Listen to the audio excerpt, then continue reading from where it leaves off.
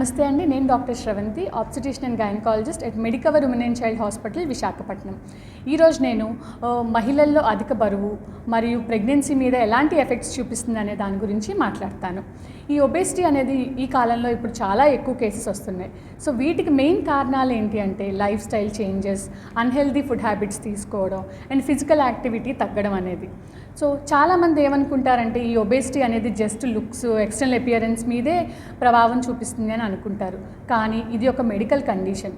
మహిళల యొక్క హార్మోన్స్ మీద, నెలసరుల మీద అండ్ ప్రెగ్నెన్సీ మీద కూడా ప్రభావం చూపిస్తుంది. వెన్ కమింగ్ టు ప్రెగ్నెన్సీ, ఈ ఓవర్ వెయిట్ ఉన్న వాళ్ళలో ఏంటంటే కాంప్లికేషన్స్ అనేవి ఇంక్రీజ్ అవుతాయి అన్నమాట. సో ఈ ఒబేసిటీ ఉన్న వాళ్ళలో జెస్టేషనల్ హైపర్ టెన్షన్ అంటాము, అంటే ప్రెగ్నెన్సీలో బీపీ పెరగడం, అండ్ జెస్టేషనల్ డయాబెటీస్ అంటాం, అంటే ప్రెగ్నెన్సీలో షుగర్ పెరగడం. వీటి వల్ల ఏంటంటే బోత్ బేబీ అండ్ మదర్ మీద కూడా ఎఫెక్ట్ చూపిస్తుంది.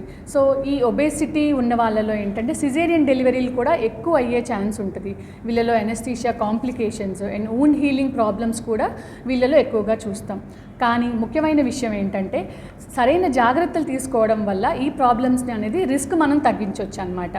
సో అందులో మెయిన్ ఏంటంటే ఎవరైతే ప్రెగ్నెన్సీ ప్లాన్ చేసుకుంటున్నారో ఆ ఉమెన్ ముందు నుంచి వెయిట్ అనేది అండర్ కంట్రోల్లో ఉండేలాగా చూసుకోవాలన్నమాట. ఒక్కసారి ప్రెగ్నెన్సీ కన్ఫర్మ్ అయినాక వాళ్ళ యొక్క డైట్ అనేది హెల్దీగా మెయింటైన్ అవుతుందా లేదా, అండ్ రెగ్యులర్గా యాంటీనెటల్ చెకప్స్కి వెళ్తున్నారా లేదా, అండ్ కాంప్లికేషన్స్ లేకుండా వాళ్ళు మానిటరింగ్ ఉంటుందా లేదా అనేది కూడా చూసుకోవాల్సి ఉంటుంది.